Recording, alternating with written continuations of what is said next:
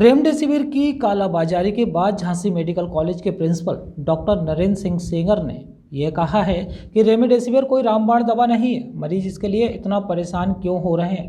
बिना इस इंजेक्शन के भी मरीज ठीक हो सकते हैं। देखिए और क्या कहा उन्होंने। कोरोना मरीजों के लिए देश में रेमडेसिविर इंजेक्शन की खूब कालाबाजारी हो रही है और लोग इसके लिए काफी परेशान हो रहे हैं, जिसको लेकर झांसी मेडिकल कॉलेज के प्रिंसिपल डॉक्टर नरेंद्र सिंह सेंगर ने कहा कि रेमडेसिविर कोई रामबाण दवा नहीं है। मरीज इसके लिए इतने परेशान ना हो, यह एक प्लाज्मा की तरह है, जबकि यह गलत है कि सीरियस होने के बाद मरीज इस इंजेक्शन से बच सकता है। यह सिर्फ भ्रांति है। सीरियस होने के बाद इस दवा का कोई रोल नहीं रह जाता है। उन्होंने कहा कि कई मरीज ऐसे हैं जिन्हें बिना इस दवा के फिजियोथेरेपी, एक्सरसाइज व हल्की दवाओं से ठीक किया जा चुका है। बिल्कुल आपने सही अच्छा बहुत सवाल पूछा है कि रेमडेसिविर के बारे में बहुत चर्चा हो रही है। रेमडेसिविर का भी प्लाज्मा की तरह है। अगर हम अर्ली इस्तेमाल करेंगे तो हो सकता है कि सीरियस मरीज जो अक्सर आ रहे हैं कि सीरियस मरीज हैं उनको रेमडेसिविर इंजेक्शन लग जाएगा, बच जाएगा, ये भ्रांति है। सीरियस होने के बाद इसका कोई रोल नहीं रह जाता है और अक्सर मरीज के दिमाग में ये गलतफहमी आ जाती है तो मरीज भागता रहता है और एक तरह से सिस्टम पर प्रेशर होता है और पैनिक क्रिएट हो जाती है।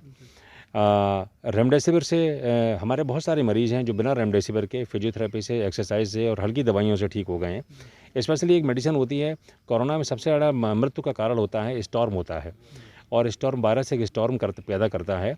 और स्टॉर्म इसलिए होता है कि बॉडी वायरस के खिलाफ ओवर रिएक्ट करती है, ओवर रिएक्शन की वजह से स्टॉर्म होता है। इसको कंट्रोल करने के लिए डेक्सामेथासोन और मेथाट्रेक्सामेथासोन दवाइयाँ हैं। अगर इनको जुडिशियसली और सही टाइम पे इस्तेमाल कर लिया जाए तो ये स्थिति कम बनेगी। और मैं कहने का मतलब ये है कि मेरे घर में भी किसी की, हमारे मामा जी की डेथ हुई है, उनको मैंने पूरे रेमडेसिविर लगे थे लेकिन वो भी नहीं बच पाए। तो रेमडेसिविर एक रामबाण दवा है, ये कहना गलत है। सर, ऑक्सीजन की भी दुरुपयोग हो रहा है, कितने लेवल के बाद ऑक्सीजन की आवश्यकता पड़ती है व्यक्ति को? बिल्कुल ठीक कह रहा आपने कि ऑक्सीजन जैसे नॉर्मल ऑक्सीजन होती है 95, 96, 97, 98 के ऊपर ऐसे होनी चाहिए।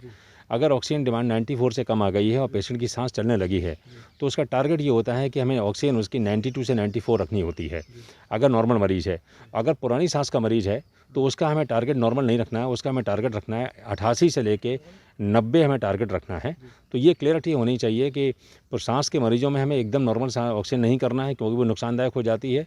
और जो नॉर्मल पेशेंट हैं जिनको कोरोना हो गया है उनको ऑक्सीजन हमारा टारगेट होता है कि 94 से ज़्यादा रखें। झांसी से रवि प्रहार की रिपोर्ट।